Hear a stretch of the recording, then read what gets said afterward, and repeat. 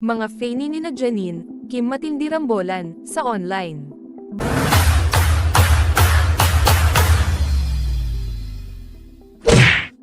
Balik sa top 2 si Nadine Lustre sa nagaganap na online poll para sa Outstanding Asian Star category ng 2024 na Seoul International Drama Awards.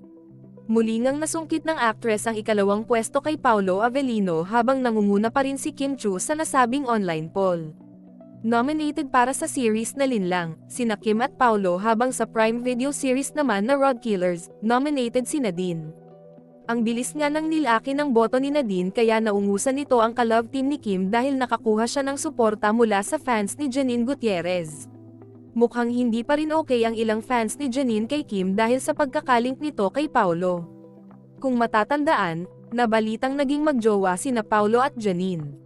Viral ngayon ang post ng isang fan group ni Janine sa Instagram na naghihikayat sa mga kapwa fan ng aktres na suportahan si Nadine para matalo ang isang personality na tinawag nilang K. Post nito, Team Janine, need ng help ang isa sa mga kaibigan ng ating Asia's rising star.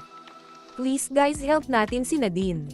Ang goal natin, si Nadine ang makapasok at huwag pumasok si K. Kinundin na naman ng mga Kim Pao fan ang pananabutahe ng fans ni Janine kay Kim. Say ng isang Kim Pao fan, ginagamit ninyo pa si Nadine. Tantanan ninyo nga pang gagamit, mahiya naman kayo. Kuda naman ng isa pang netizen, graba, matutuwa ba si Paolo pag nalaman na ganito yung goal nyo, Team Janine, Pao 9. You can support Nadine in whatever ways you wanted, but never promote this kind of action. Anong ginawa ni Kim sa inyo? Ano? Tuldok. Nakakaloka nga ang ibang fan, nadadamay pa ang pangalan ng idolo sa mga mali nilang gawain. Tiyak na walang alam si Janine sa pinaggagawa ng ilan niyang fans at I'm sure hindi siya matutuwa kapag nalaman niya ito. Yun na.